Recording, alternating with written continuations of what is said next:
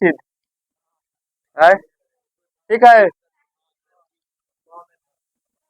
ठीक है रे। ना रहता। अच्छा द ध सिद्ध ठीक है। सिद्ध सिद्ध करे करे की रूट टू एक क्या है, अपरिमेय संख्या। अपरिमेय अपरिमेय संख्या, अपरिमेय संख्या, केवल अपरिमेय संख्या पूछता है। सिद्ध करे के रूट टू एक अपरिमेय संख्या संख्या कहिएगा कि परिमेय नहीं पूछता है तो ना, क्वेश्चन हो गया। ठीक है, एक नंबर का यही क्वेश्चन है का, परिमेय परिमेय परिमेय संख्या है, यही ना। चले इंक भरल हो कहाँ भर बकलोल जैसा। चलिए देखिए, अभी परिमेय कहेगा ना सिद्ध करने के लिए अपरिमेय, तब मान लेंगे कि सीखना है। देखिए एगो सीख लीजिएगा, रूट टू सीख लीजिएगा ना, तो रूट थ्री के जगह पे, रूट टू के जगह पे उसके रूट में विषम संख्या कुछ भी रहे तो सब सिद्ध कर लीजिएगा। रूट 21 का भी सिद्ध कर लीजिएगा, रूट 7 का भी कर लीजिएगा, रूट 11 का भी कर लीजिएगा, रूट 3 का भी कर लीजिएगा, रूट कितना 13 का भी कर लीजिएगा। जैसे ई बनेगा सब वैसे ही बनेगा, सेम वही छाप देना है, खाली रूट जहां जहां लिखा है उसके जगह पे बदल देना है। ठीक है, देखिए मान लेंगे परिमेय कहेगा तो देखिए भाषा पहले सीखिए, माना कैसे जाता है। माना कि रूट टू अपरिमेय कह रहा है सिद्ध करने लिख के लिए, लेकिन मानेंगे परिमेय। माना कि रूट टू एक क्या है, एक परिमेय संख्या है, परिमेय संख्या है, एक परिमेय संख्या। ठीक है, तब परिमेय संख्या होता है तब क्या लिखते हैं, पी बटे क्यू। रूट दो बराबर क्या लिखेंगे, परिमेय संख्या होगा तो पी बटे क्यू बट्टा में लिखेंगे ना, तो पी बटे क्यू होता है, तो पी बटे क्यू लिख सकते हैं, या क्या लिख सकते हैं, B by A by B भी लिख सकते हैं, कोई दिक्कत है क्या। ए बाई बी भी लिख देंगे या पी बाई क्यू लिख देंगे, कोई दिक्कत। अब अगर पी बाई क्यू लिखते तो लिखते Q is not equal to zero. अब b by A by b लिख रहे हैं तो क्या लिखेंगे, B is not equal to लिखेंगे ना, है यही ना। ठीक है, तो देखिए मान लिया कि रूट दो ए बी के जगह पे आपको ए बी सी डी के जो मन करे अक्षर, अल्फा बीटा भी रख सकते हैं, लेकिन वो कोण के लिए होता है। वो अल्फा बीटा क्या होता है, कोण के लिए नहीं, वो भी ग्रीक एबीसीडी वो सब का है अपना, समझे, ग्रीक। चलिए देखिए, तो यह परिमेय संख्या, परिमेय संख्या है। परिमेय माना कि रूट टू एक परिमेय संख्या।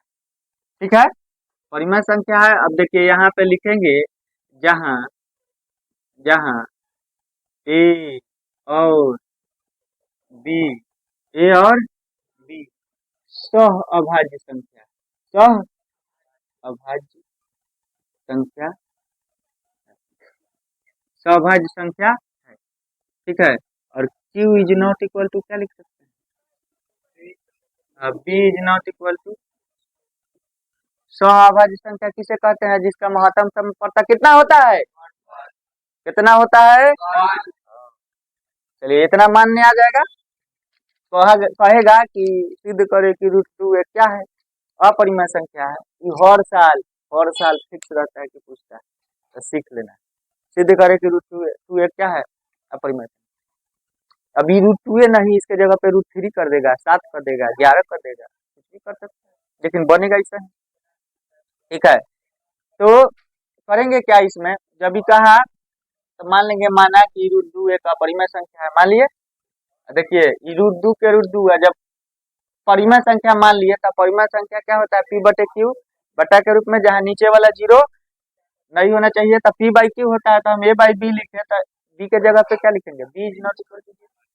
ठीक है, अब देखिए इसको समीकरण 1 मान लेंगे, लिखेंगे समीकरण 1 में, समीकरण 1 में दोनों तरफ क्या करने पर, दोनों तरफ संध्या पढ़ी है ना, वर्ग करने पर, पढ़ी है ना, तो दोनों तरफ वर्ग करने पर सब रख दी होगी ताकि ना दोनों तरफ वर्क करने पर क्या करेंगे, क्रॉस गुना कर ले। चलिए क्रॉस गुना कर लीजिए, समीकरण मान लीजिए सही कह रही है, उसका भी बात मान। चलिए गुना कर लेंगे तो √2b हो जाएगा, और फिर क्या हो जाएगा, बराबर कितना हो जाएगा ए।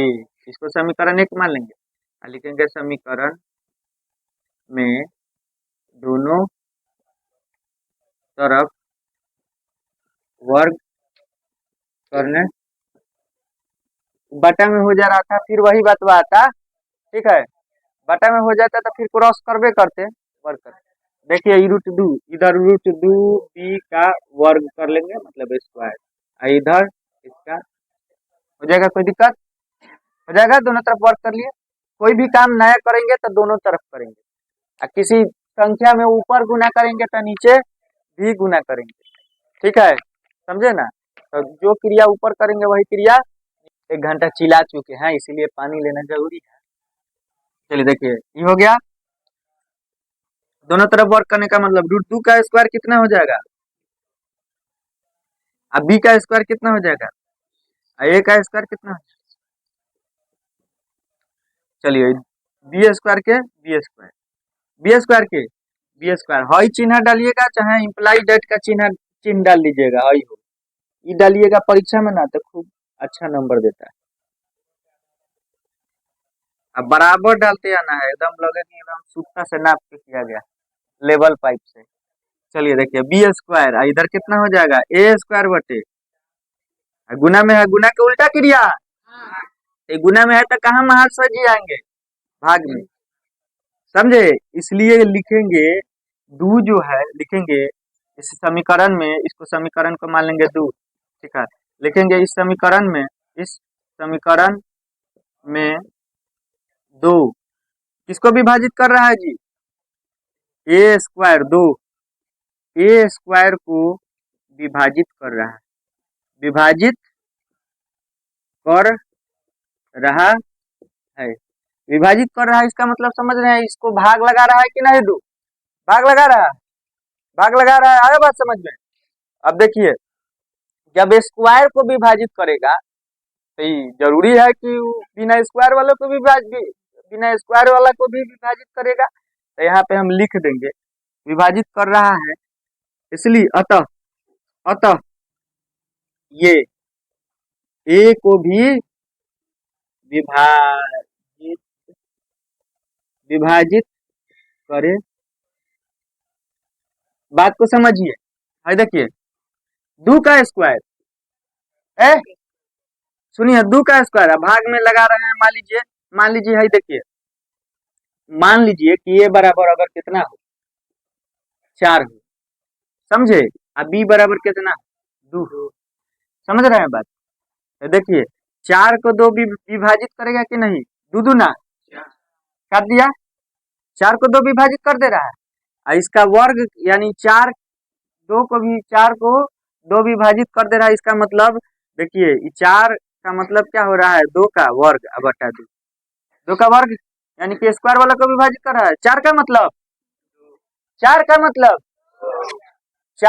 2, 2 का स्क्वायर, 4 का मतलब 2 का, और 2 का स्क्वायर 2 का स्क्वायर, 4 को विभाजित कर दे रहा है कि नहीं, कर दे रहा है कि नहीं। 4 को भाई इस तरह लिख सकते हैं, 2 का स्क्वायर, इस तरह से 2 का स्क्वायर अब बटे 2, तो 2 दूना 4, 4/2। जब स्क्वायर को विभाजित कर दे रहा है तब बिना स्क्वायर को विभाजित नहीं करेगा, बिना स्क्वायरों वाला को भी तो विभाजित कर सकता है, तब स्क्वायर नहीं करे तो 2/2 काट देगा तो कितना 1 हो जाएगा, है। तो किसी संख्या में स्क्वायर वाला को विभाजित करा है तो वो अगर बिना स्क्वायर में भी हो तो क्या कर देगा, और देखिए 2 का स्क्वायर है, तो 2 का स्क्वायर है, 2 विभाजित कर दे रहा है कि नहीं, 2 का स्क्वायर 2 दूना 4, भाग लगा दे रहे हैं तो 2 बार में कट जा रहा है। इसी तरह से अगर स्क्वायर नहीं हो तो 2/2 हो जा रहा है, भाग लग जाएगा, एक बार में कट जाएगा। तो किसी संख्या में अगर स्क्वायर वाला को विभाजित कर रहा है तो वह क्या बिना स्क्वायर वाला को भी उसी संख्या वाला को विभाजित कर सकता है। मान लीजिए 3 का स्क्वायर है, अब भाग लगा रहा है 3, भाग लगा रहा है, और 3 का स्क्वायर नहीं है अब भाग लगा रहा है 3 3 3 एक बार में कट गया, 3 3 की 9/3 3 3 की 3 बार में कट गया। तो स्क्वायर वाला को भी विभाजित कर सकता है और बिना स्क्वायर वाले को, तो वही लिखा गया है। इस समीकरण में 2 ए स्क्वायर को विभाजित कर रहा है, अतः अतः ठीक है, अतः ए को भी विभाजित करेगा, बिना स्क्वायर में भी रहेगा तो विभाजित कर लेगा, समझे। अब यहाँ से ध्यान देना है, इतना करने सब कोई को आएगा ना। पुनः यहाँ से एक बात चेंज होता है, लिखेंगे पुनः, मतलब अब क्या लिखेंगे, ए बराबर 3c मान लेंगे, ए बराबर, क्योंकि 3c नहीं, यहाँ पे 2 है ना जी, 2 लेके चल रहे हैं ना, तो ए बराबर 2c मान लेंगे अपने मन से, ठीक है। पुनः माना कि, इस तरह से लिखेंगे, माना कि ए बराबर 3c, जहाँ c एक क्या है, पूर्णांक संख्या है। c क्या है, लिख देंगे, जहाँ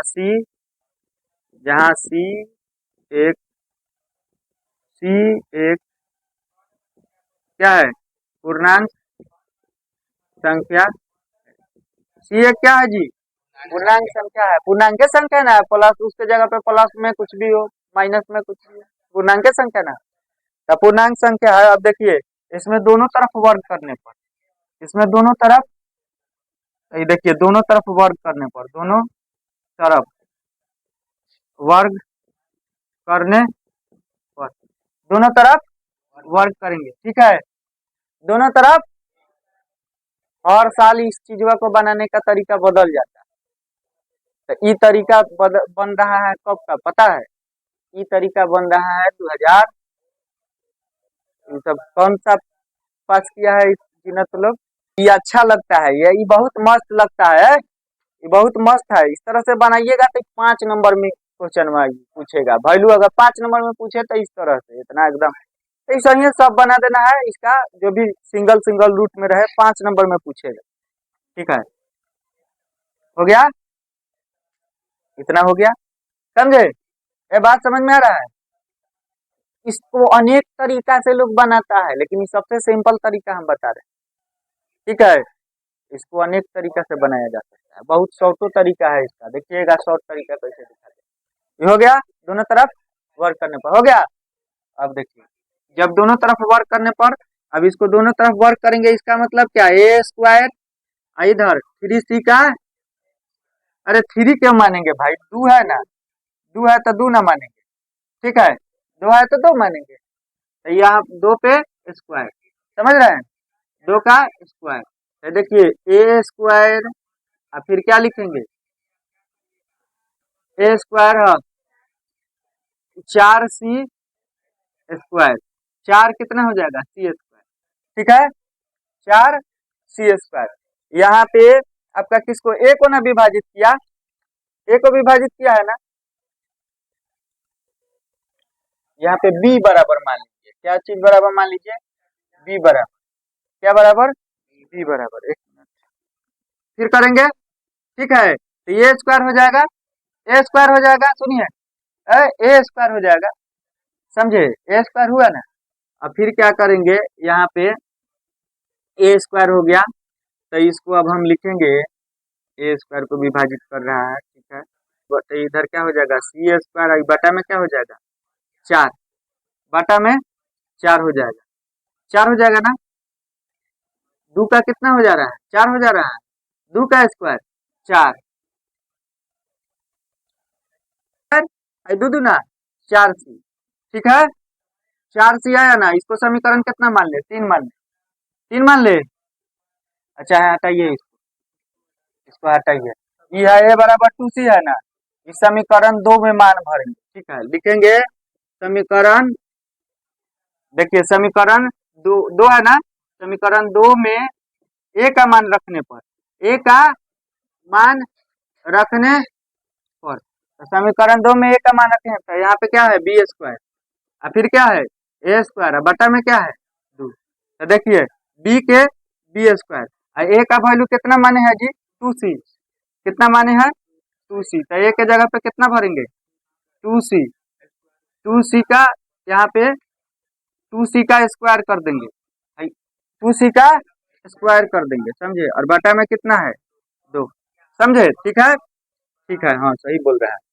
चलिए एक बार सीख जाइएगा सब हो जाएगा, हड़बड़ाना नहीं है। बी स्क्वायर का बी स्क्वायर, आई दू दूना 4c, आई देखिए 4c², 4c², आई दू दूना ये दू तो जो कहते हैं रहेगा, रहेगा ना, तो ये हो जाएगा आपका क्रॉस मल्टीप्लिकेशन कर लेंगे, चाहे दू से काट देंगे, कर दिए तो ये देखिए बाबू है बी स्क्वायर के बी स्क्वायर, ये कितना हो जाएगा 2c² हो जाएगा। इस c² को क्या करेंगे, रख लेंगे, ये देखिए बी स्क्वायर को बी स्क्वायर और बटा में आ जाएगा दू, और इधर कितना हो जाएगा c, हो गया। तो यहाँ पे क्या पता चल रहा है, सीधा इसको कर लेंगे, सीधा कर लेंगे, इसलिए c² बराबर कितना हो जाएगा b²/2। यहाँ पे a को विभाजित क्या किया है, दू ही किया है, और यहाँ पे b को भी विभाजित कौन कर रहा है, दू ही कर रहा है।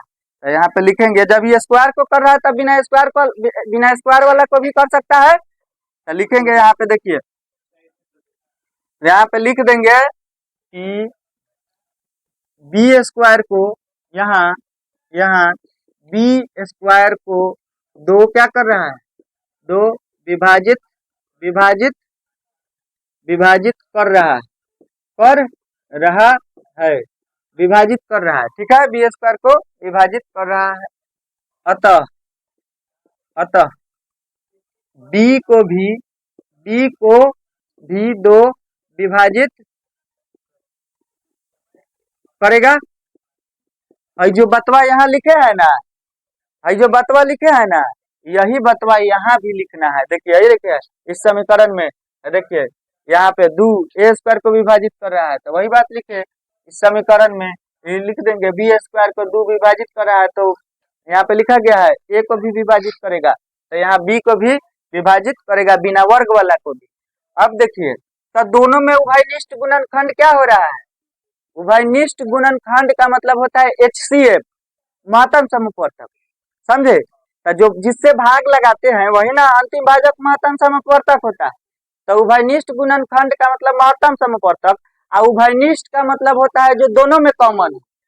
जैसे देखिए 4 है आई दू है, इसका उभयनिष्ठ गुणनखंड क्या हो जाएगा, दू, अंदर बच जाएगा दू, समझे। आई यहाँ पे क्या बच जाएगा, 1 होगा ना, दोनों में क्या उभयनिष्ठ गुणनखंड है।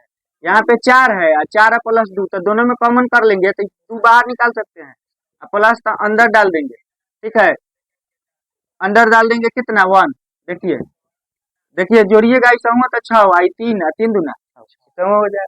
तो उभयनिष्ठ वैल्यू क्या है, 2 है, समझे। जो कॉमन निकलता है ना, कॉमन का मतलब होता है उभयनिष्ठ।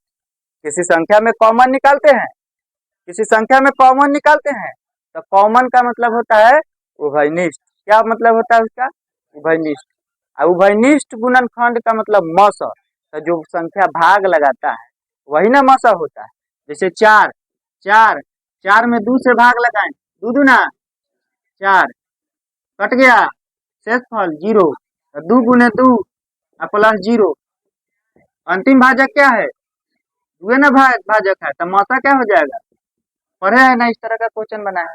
तो यहाँ पे भाग लग रहा है, तो भाग लग रहा है, तो दोनों में मौसा क्या होगा, दू दू, दोनों में मौसा दू दू हो रहा है, तो उभयनिष्ठ गुणनखंड का मतलब मौसा, भाग लगा रहा है ना, भाग लगा रहा है ना, तो जो भाग लगाता है वो उभयनिष्ठ गुणनखंड कहलाता है। क्या कहलाता है, तो लिखेंगे यहाँ उभयनिष्ठ गुणनखंड क्या है, उभयनिष्ठ, ठीक है। देखो तो गुणनखंड कितना, 2 है, उभयनिष्ठ गुणनखंड 2 है, लेकिन हम यहाँ माने हैं क्या, ए और बी जो है सहअभाज्य आना चाहिए, सहअभाज्य वैल्यू आना चाहिए, क्या उभयनिष्ठ गुणनखंड 1 के रूप में, सहअभाज्य संख्या क्या होना चाहिए 1, लेकिन यहाँ पे क्या आ रहा है 2, अतः हमारी मान्यता गलत है। अतः हमारी मान्यता गलत है, अर्थात √2 है कि 3 है, √2 एक क्या है, अपरिमेय संख्या, अपरिमेय संख्या है। ये 5 नंबर में पूछता है, 5 नंबर में उतार लीजिए, सिखा देते हैं इसको कैसे बने। तो चल 3 सिद्ध करना है, तो यहाँ क्या भर देंगे 3, यहाँ क्या भर देंगे 3, यहाँ क्या भर देंगे 3, यहाँ क्या भर देंगे 3, 3 के स्क्वायर 9, यहाँ विभाजित क्या करेगा, यहाँ क्या आ जाएगा 9, 9 ना आएगा √3, तो यहाँ √3 का स्क्वायर 3, यहाँ पे क्या आ जाएगा 3 हो गई। फिर अब जहाँ ये 2 लिखे हैं यहाँ क्या लिखेंगे 3, यहाँ लिखेंगे 3, ठीक है। अरे सब वही सवाल, यहाँ लिखेंगे 3, यहाँ लिखेंगे 3, यहाँ लिखेंगे कितना 9, अब बटा में क्या हो जाएगा 3, अब फिर बटा में 3, 3 3 9, यहाँ क्या हो जाएगा 3, ठीक है। यहाँ क्या हो जाएगा 3, क्रॉस मल्टीप्लिकेशन, यहाँ क्या हो जाएगा 3, यहाँ क्या हो जाएगा 3, जहाँ जहाँ 2 लिखल है हो जाए सब जगह 3, यहाँ क्या हो जाएगा 3, यहाँ क्या हो जाएगा 3, प्रूफ हो गल हो गया प्रूफ, चमत्कार हो गया प्रूफ, हो गया प्रूफ, चमत्कार, ठीक है। तो एगो बनाएंगे तो सब बना लेंगे, यह उतारिएगा। आज यहाँ 7 √11, √11 कितना 21, √11 कितना 13, √11 कितना 17, जो रहेगा सब वही है, सब ऐसा ही। कोई दिक्कत रहता है, जो रूट से हट जाएगा, साफा रूट खत्म हो जाएगा वो परिमय होगा, और जो रूट में हो जाएगा वो क्या रहेगा। तो इसमें सब चुनना है कि कौन रूट से, √15 कभी हट सकता है, रूट से नहीं हटेगा, दशमलव में हटेगा, थोड़े है परिमय। तो ये क्या हो जाएगा अपरिमय, क्या हो जाएगा अपरिमय, परिमय होगा कि अपरिमय, हरों का परिमयकरण करेंगे तो नहीं होगा, अपरिमय, अपरिमय हयो अपरिमय, यो अपरिमय होगा, हाई परिमय होगा। कैसे चेक करिए, देखिए 5√8 है, अब बटा में कितना है √2, हर का परिमयकरण कर लेंगे तो √2 गुने √2 हो जाएगा, 5 के 5, 8 में 8 दूना 16, और नीचे कितना √2 में √2 से गुना करेंगे 2, 5 के 5, 16 से निकल जाएगा 4, 4/2 कितना 2 दूना 4, 5 दूना 10, रूट से निकल गया ना, रूट से निकल गया तो क्या हो जाएगा ये परिमय हो जाएगा, बाकी कोई रूट से नहीं। कि 2 नंबर क्वेश्चन है, सिद्ध करे कि 3√2 ये क्या है अपरिमेय संख्या, अपरिमेय संख्या कौन कौन इसमें सिद्ध कर सकता है इसको। चलिए देखिए बाबू, माना कि 3√2 ये क्या है, मान लेंगे कि चोर है, चोर नहीं है, इंसान मानेंगे, जब तक गवाह हुआ नहीं होती तब माना कि 3√2 ये क्या है परिमेय संख्या है, परिमेय संख्या है, ठीक है, परिमेय संख्या है। अब परिमेय संख्या होता है तो 3√2 इधर p/q लिखते हैं, है क्या है कि 3√2 क्या है परिमेय संख्या है, अब परिमेय संख्या 3√2 p/q होगा,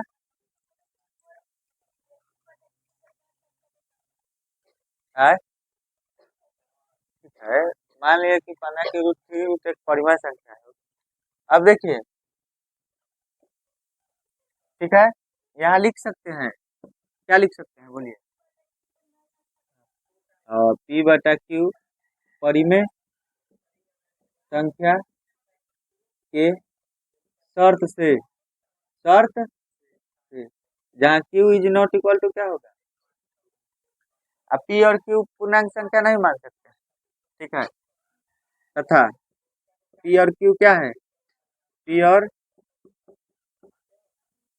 और q क्या है पूर्णांक संख्या, ठीक है।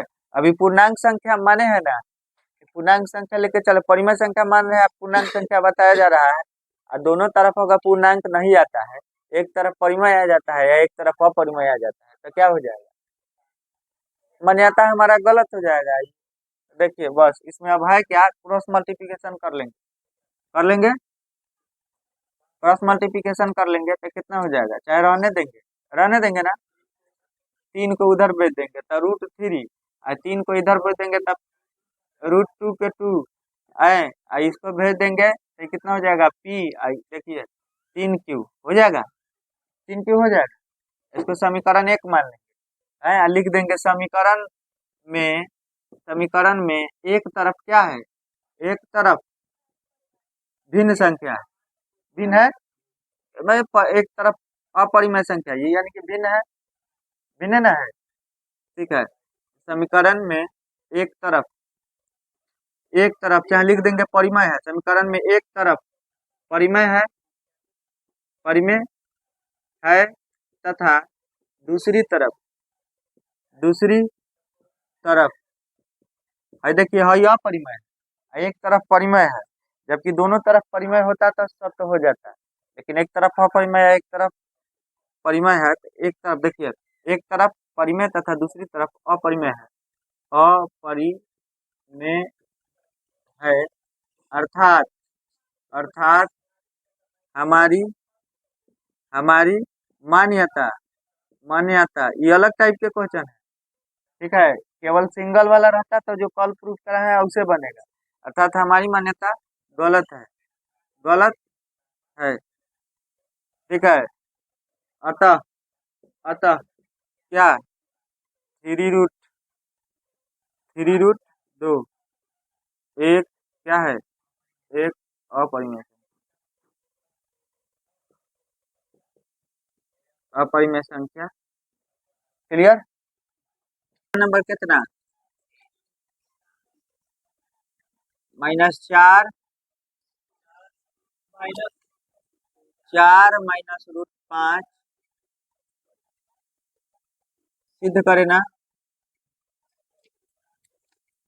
सिद्ध करे, प्रूव दैट,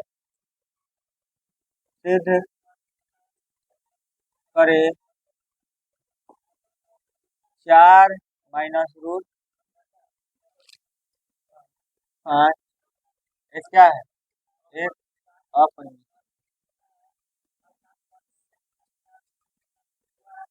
अपरिमेय संख्या है, ठीक है, हो गया यही ना, बस सही सरल आउ रही तो मान लेंगे, माना माना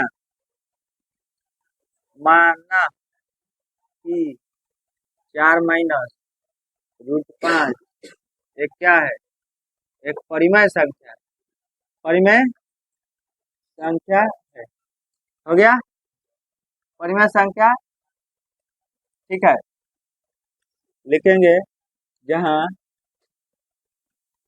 ठीक है, वही लिख दे का P/Q के शर्त से, P/Q परिमेय संख्या के शर्त से, ठीक है, Q is not equal to, जहाँ P और Q क्या है,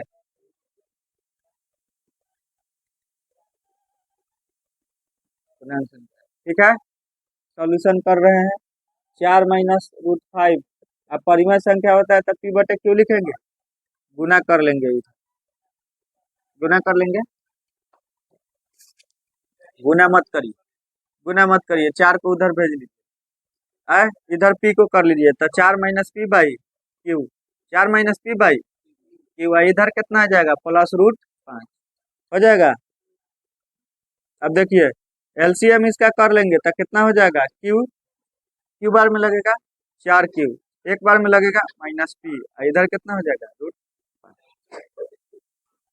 ठीक है। तो देखिए एक तरफ ये आपका परिमेय संख्या है, और इधर क्या है अपरिमेय, तो वही बतवा लिख देंगे, समीकरण, इसको समीकरण मान लेंगे, लिखेंगे समीकरण एक में एक तरफ कहाँ पे, 4Q हो जाएगा, समीकरण में एक तरफ, ठीक है, एक तरफ परिमेय तथा दूसरी तरफ अपरिमेय अपरिमेय संख्या है। अर्थात अर्थात हमारी हमारी मान्यता गलत है गलत है। अतः अतः कितना है जी? 4 - √5 एक क्या है? एक एक अपरिमेय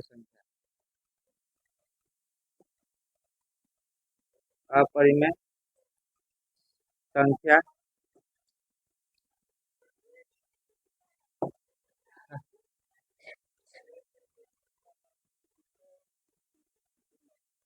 सिद्ध करे कि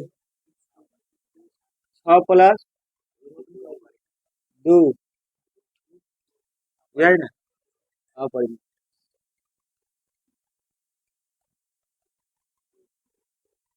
अपरिमेय संख्या, यही ना सिद्ध करना है। चलिए तब मान लेंगे, माना कि 6 + √2 एक क्या है? परिमेय संख्या है। लिखेंगे यहाँ परिमेय परिमेय संख्या के शर्त से क्या होता है? P/Q, जहाँ Q is not equal to 0। ठीक है, यहाँ Q और P एक क्या है? पूर्णांक संख्या है। ठीक है, हो गया। चल करेंगे 6 + √2, इधर क्या लिखेंगे? P/Q, 6 को उधर भेज लेंगे। ठीक है, तो ये हो जाएगा √2, इधर हो जाएगा P/Q माइनस माइनस 6, बस अब लिख देंगे, इसको समीकरण मान लेंगे और लिख देंगे एक तरफ। हो गया है, भिन्न का जोड़ बना दे, इतना ऊपर छोड़ सकते हैं, कोई दिक्कत नहीं। भिन्न का जोड़ बना दीजिए, √2 एलसीएम कर लेंगे Q P -6Q समीकरण 1। ठीक है, लिख देंगे समीकरण में एक तरफ परिमेय परिमेय। ठीक है, और दूसरी तरफ अपरिमेय अपरिमेय। एक तरफ परिमेय और दूसरी तरफ अपरिमेय संख्या है। अर्थात अर्थात हमारी मान्यता गलत है। अतः अतः 6 + √2 ये क्या है? अपरिमेय संख्या हाँ, संख्या हो गया। देखिए, मान लेंगे, माना कि 5 - 2√3 एक क्या है? एक परिमेय परिमेय संख्या है। परिमेय संख्या समझे ना? चलिए देखिए, और जब ये परिमेय संख्या था, चूंकि मान लेंगे, चूंकि यहाँ पे परिमेय संख्या के साथ परिमेय संख्या के शर्त से परिमेय संख्या के शर्त, तो परिमेय संख्या के साथ क्या होता है? P/Q, जहाँ Q is not equal to 0। ठीक है, तथा P और Q और Q एक क्या है? एक पूर्णांक संख्या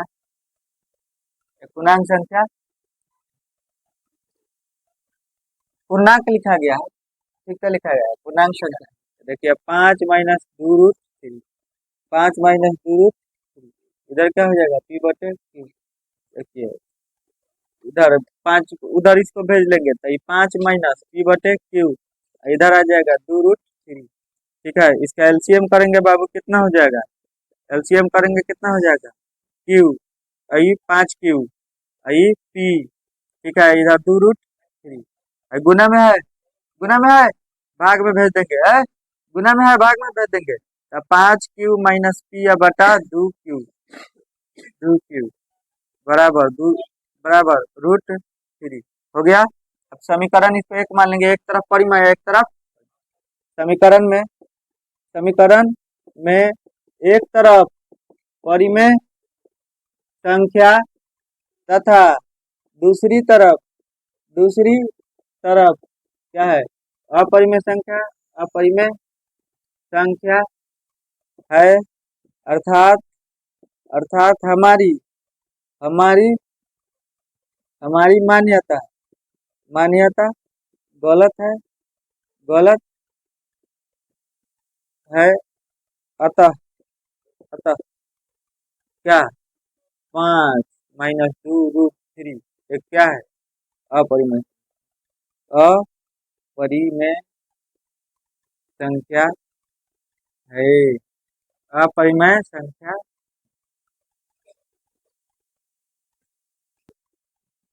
3 गो और बचा था, जल्दी जल्दी। ठीक है, तो देखिए P/Q इस तरह से चलेंगे ना, 5/7 रूट में P/Q। ठीक है, क्रॉस मल्टीप्लिकेशन करेंगे 5Q, चाहे नहीं पे छोड़ देगा, नहीं कर लेते 5Q। ठीक है, 5Q इधर कितना हो जाएगा? 5Q √7P। ठीक है, तो इधर भेज लेंगे, आपका P को भेज लेंगे, तो ये हो जाएगा 5Q/P। इधर कितना? √7। समीकरण हो गया। लिखेंगे, अब वही बात लिख लीजिएगा, समीकरण के एक तरफ परिमेय है एक तरफ अपरिमेय है, अर्थात हमारी मान्यता गलत है। ये बात छाप लेना है, √7 इतना लिख देना। ठीक है, समीकरण में एक तरफ परिमेय तथा दूसरी तरफ अपरिमेय अपरिमेय है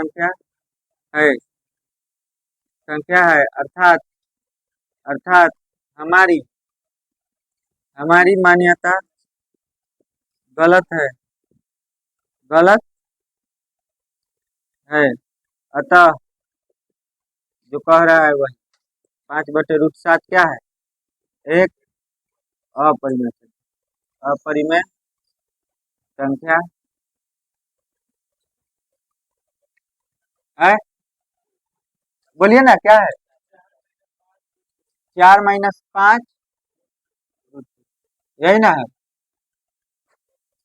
चलो, हो गया। यहाँ पे 4, यहाँ पे -5, यहाँ पे √2, यही ना? चलिए देखिए, किसको भेज दे?